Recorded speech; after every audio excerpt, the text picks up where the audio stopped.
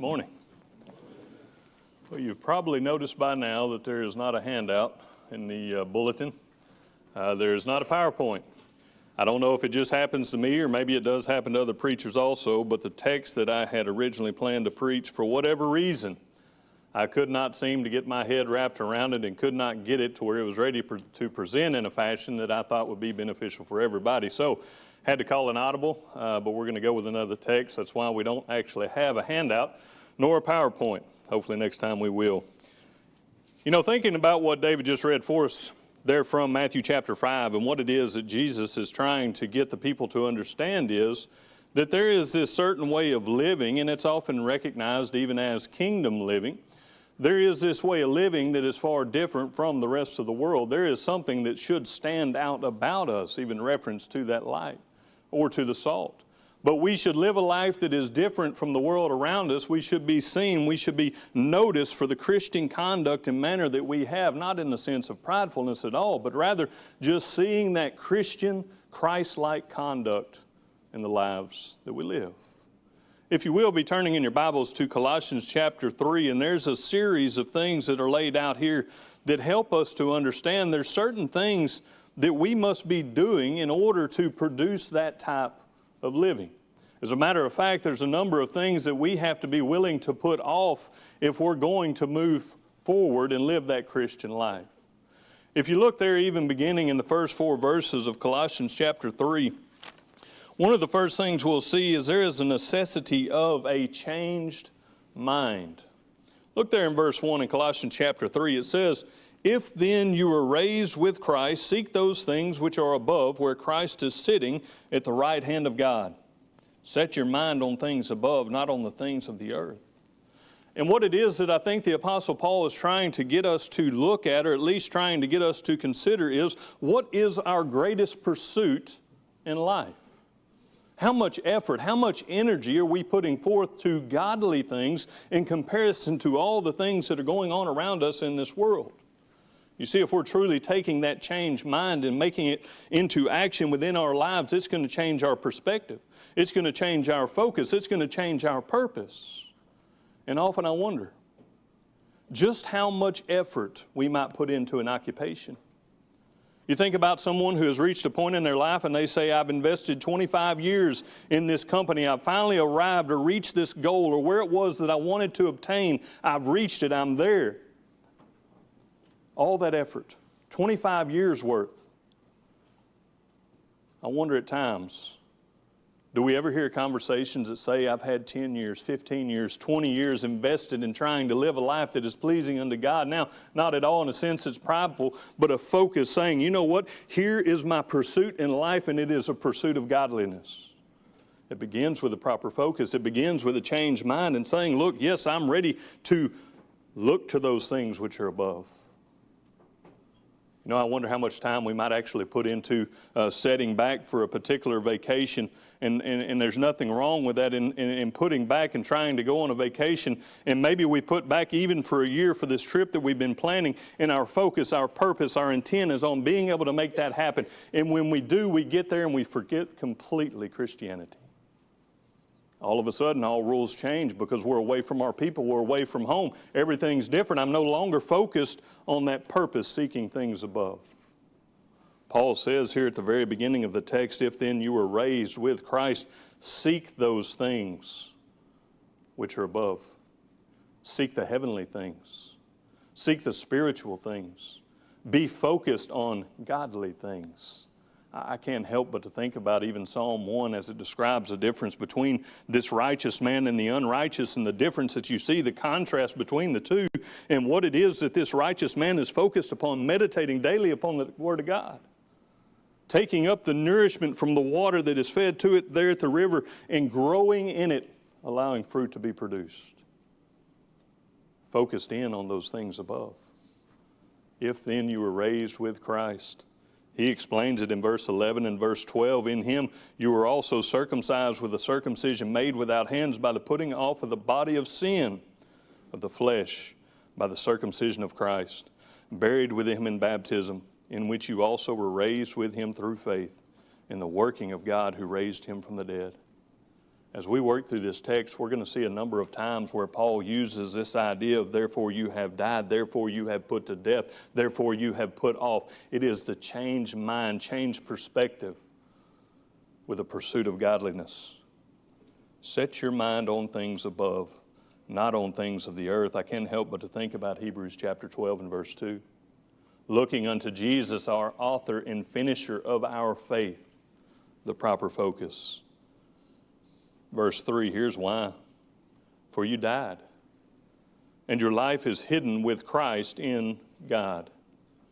You could easily think of Romans chapter 6, verses 1 through 6, and the illustration that's provided and how we, like Christ, have died, and now we are raised to walk in newness of life. There's that change that has to take place, and Paul would not leave us without an understanding of what it's all pointing to in verse 4. When Christ, who is our life, appears, then you also will appear with him in glory. 1 Corinthians 15 and verse 52. That transformation that will take place in the twinkling of an eye. That longing that we have to be with God, to be with our Father, and that transformation that's going to take place so long as we keep that godly perspective, that godly focus, and that godly pursuit. But it comes with a changed mind. If you continue moving forwards, even looking at verses 5 through 7, it demands a changed heart. It demands a changed heart. He says there in verse 5, therefore put to death your members which are on the earth, fornication, uncleanness, passions, evil desires, and covetousness, which is idolatry. Now, each and every one of these things that are mentioned in this text are something that is very self-focused. It is very self-centered. And he says, I need to change your heart from that to something that is without all of these evil desires and evil passions. Psalm 51 and verse 10.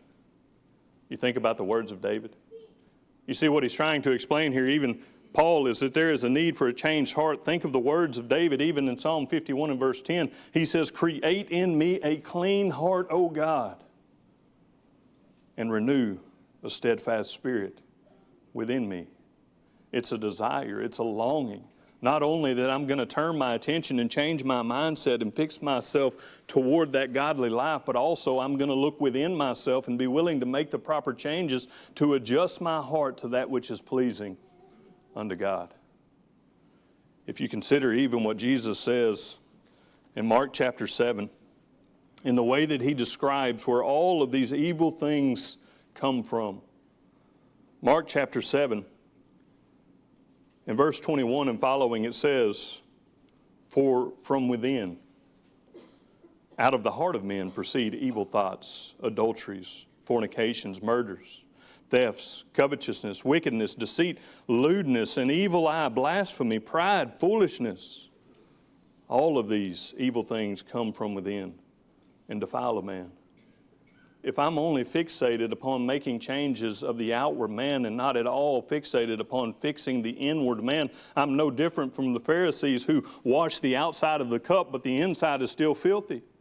I'm no different from those Pharisees who are recognized as a whitewashed tomb that's beautiful outwardly but full of dead men's bones. Paul says there needs to be a change that takes place in the hearts. There needs to be a change that takes place in the inner man. Why is that, Paul? Verse 6, because of these things, the wrath of God is coming upon the sons of disobedience. I can't help but to think about Genesis chapter 6. If you turn to Genesis chapter 6 and look at verses 5 and 6, and even this judgment that is coming for those who behave in such a manner, and think about what we have already seen God do, even in the past, even in the Old Testament pages that we have. If you look at Genesis chapter 6, starting there in verse 5, it says, then the Lord saw the wickedness of man was great in the earth, and that every intent of the thought of his what? Every intent of the thought of his heart was evil continually. And the Lord was sorry that he had made man on earth, and he was grieved in his heart.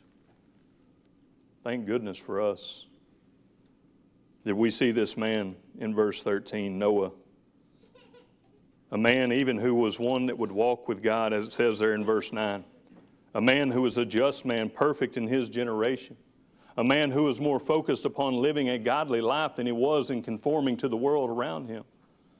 You see, even as was read by David in that image that is painted there in Matthew chapter 5, verses 13 through 16, there should be something that is different about us that are following God. And if there's not, we still have a lot of work to do. We still have a lot of adjustments that we need to make, and it starts with the mind and then it begins to work into the heart. But we have to be honest with ourselves. If I'm not truly going to look deep within myself and examine my heart, and be willing to recognize faults that may exist, and be willing to say, you know what, I need to make change in this area, then God may look down upon me just the same as He did at those in Genesis chapter 6. Displeased with the thoughts of my mind, displeased with my conduct, displeased with my heart. You see the reminder that Paul gives there in Colossians chapter 3 and verse 7. He's talking to people who are Christians. He's talking to those who he stated in chapter 3 and verse 1, who were raised with Christ, who have been baptized into the body. He says there in verse 7, he says, in which you yourselves once walked when you lived in them. This is the life that you once lived. And there should be a stark difference in the life that you are living now. You see in Ephesians chapter 2, in verse 12, it reminds us that before Christ, that without Christ, we were alienated from the commonwealth of Israel. We were strangers from the covenant of the promise, having no hope, without God in this world. You know, we can very much go through the motions, never really focused on deep within the heart and what's at the core of my being. More so just focused on what the image is on the outer surface, and separate ourselves from God. There's a change that has to take place within the heart, and Paul is trying to get them to understand the necessity of that change.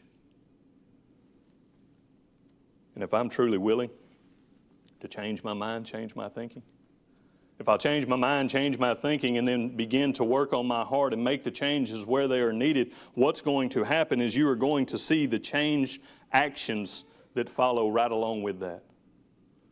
If you continue reading there in verse 8, it says, but now you yourselves are to put off all these. And notice we've seen that now 3 times, this idea of putting off, or that of you are dead to.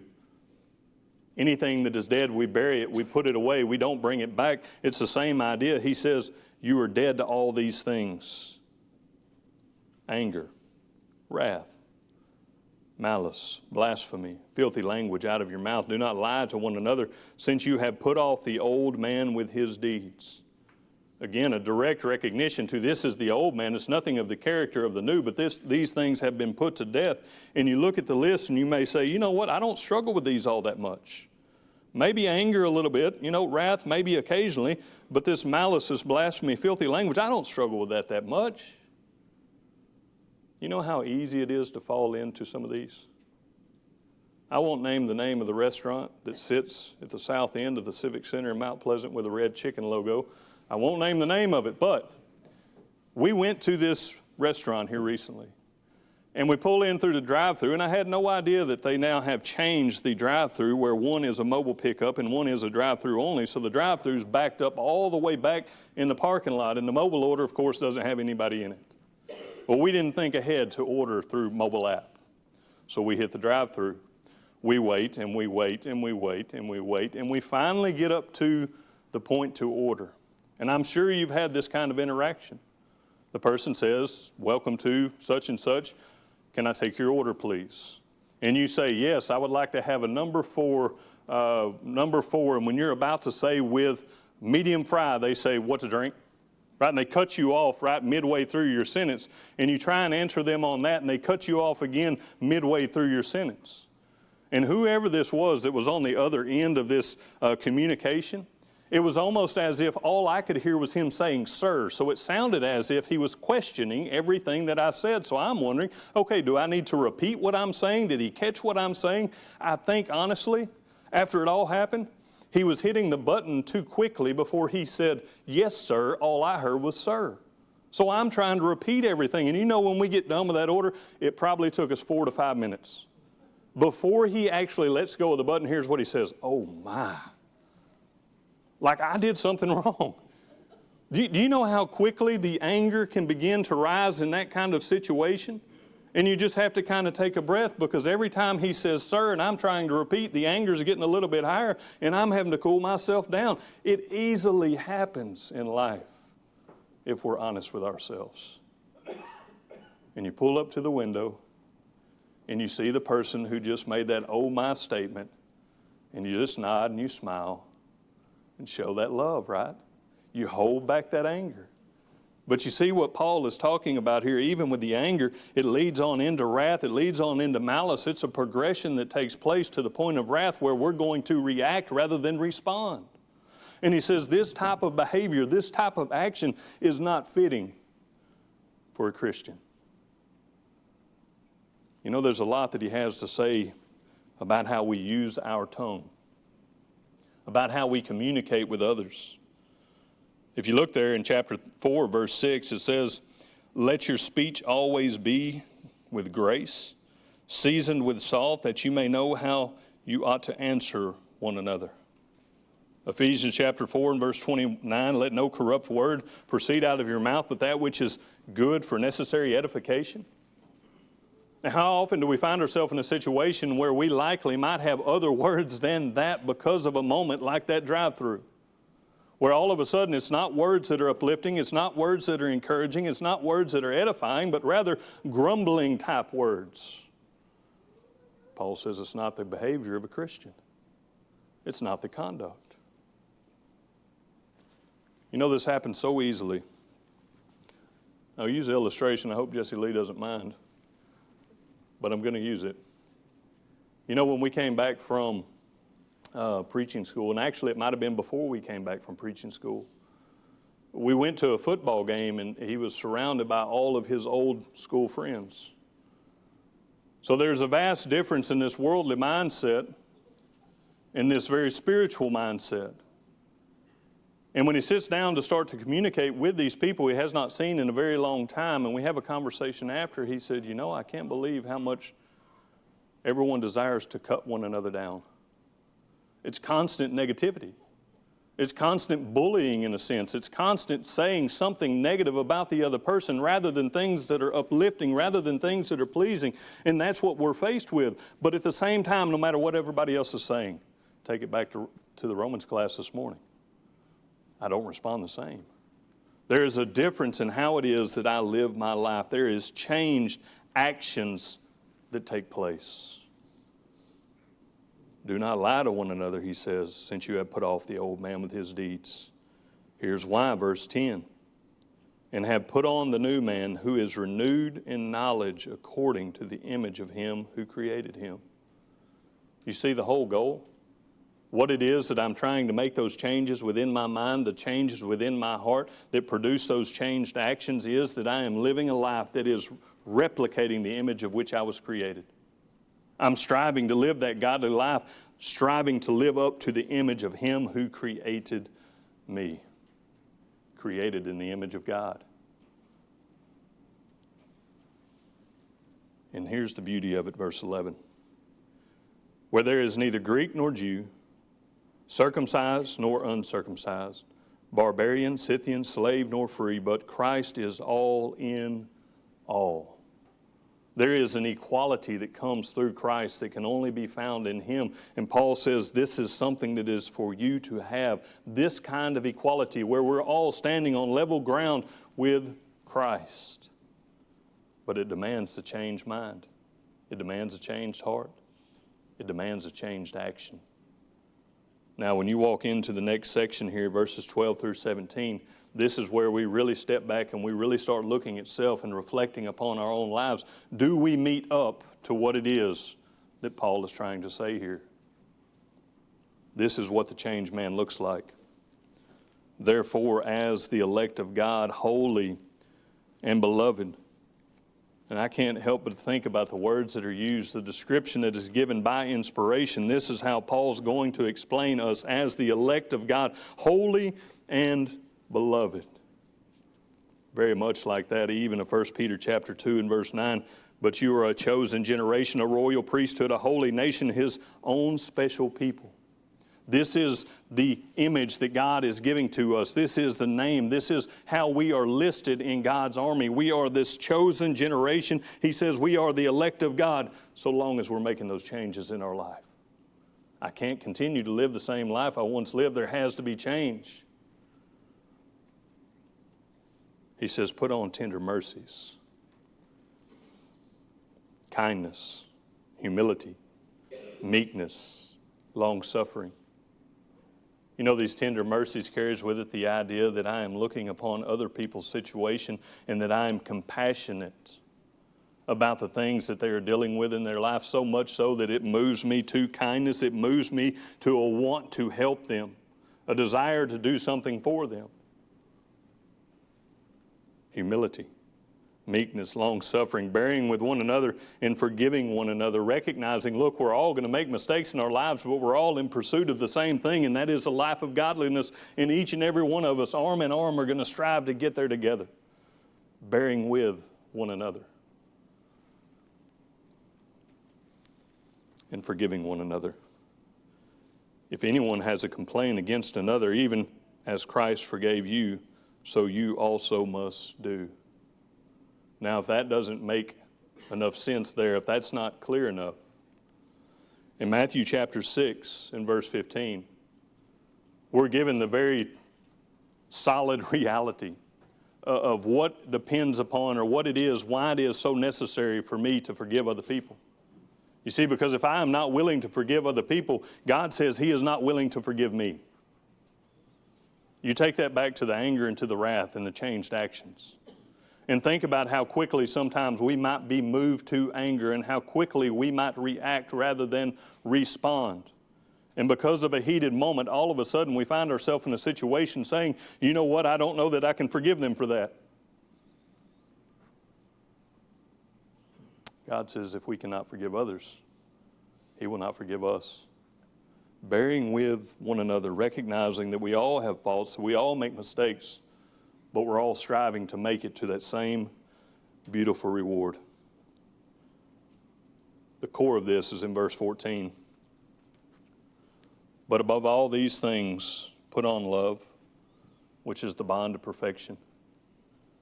1 Corinthians chapter 13, Preston mentioned it this morning in Bible class. If we have not love, we have not nothing at all. It should be at the very core. It should be at the very center of everything that we do, every decision that we make, every interaction that we have, everyone that we come in communication with. We should be doing things through motivation of love. And that love will produce so many of these other attributes. He says in verse 15, and let the peace of God rule in our hearts, to which also you were called in one body, and be thankful. Recognize that peace that comes through our relationship in Christ together, seeing that we are all partakers of the grace of God, all standing equally at the foot of the cross. Appreciating that peace that is found through Christ. And he says in verse 16, let the word of Christ dwell in you richly in all wisdom, teaching and admonishing one another in psalms and hymns and spiritual songs, singing with a grace in your hearts to the Lord. I don't know what it is that any one of you do in your spare time. I know what I do in my spare time. I think I know mostly what my wife does in her spare time or what Jesse Lee does in his spare time. But how much of our spare time is spent in things of this nature? Letting the word of Christ dwelling in us richly, teaching and admonishing one another in psalms and hymns and spiritual songs. Is that our focus at all? You go back to what he started with, seeking those things which are above, trying to produce that type of godly life and that godly pursuit, and it's seen even in how we express it to other people. How we communicate with our brethren, not only our brethren, but also anybody else that we come in contact with.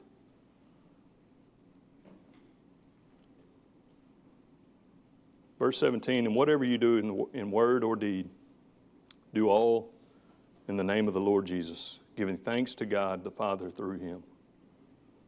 You could say whatever you do by the authority of, or in the authority of Jesus, giving thanks to God the Father through Him. I'm reminded even of Acts chapter 4, John and Peter have just been arrested. And the people who were there to question them had already asked them by what authority were they doing the things that they had done. And of course, they immediately point that authority to God. But what's really fascinating is how they looked at these men, John and Peter, and they quickly recognized that these were untrained, untaught, uneducated men, but they knew that they had been with Jesus because of how they conducted themselves, because of what they saw, what they heard. And I wonder, are we truly the salt of the earth? Are we truly the light of the world that is shining bright? Do people see us and know us for our Christian conduct and character, or do we blend in with the rest of the world around us?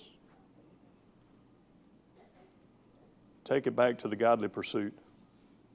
You see, we're striving daily together, I hope, to become more godly each and every day of our lives.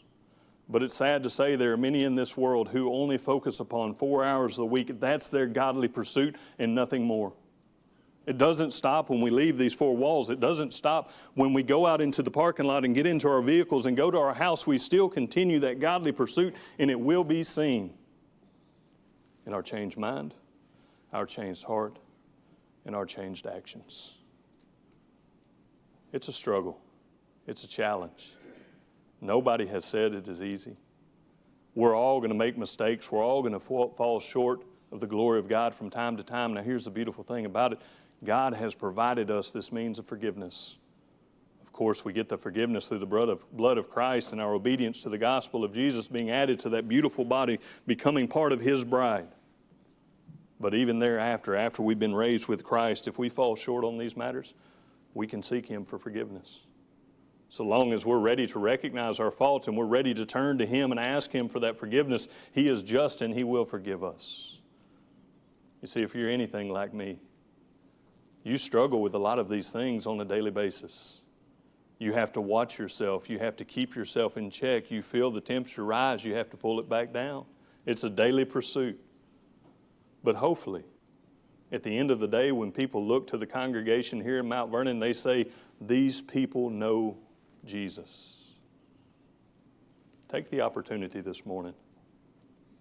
If there's something amiss in your life, if there's something that you're struggling with, if there is a sin that you're struggling with and you cannot overcome, please take the opportunity to allow your brothers and sisters to pray with you, to uplift you, to encourage you.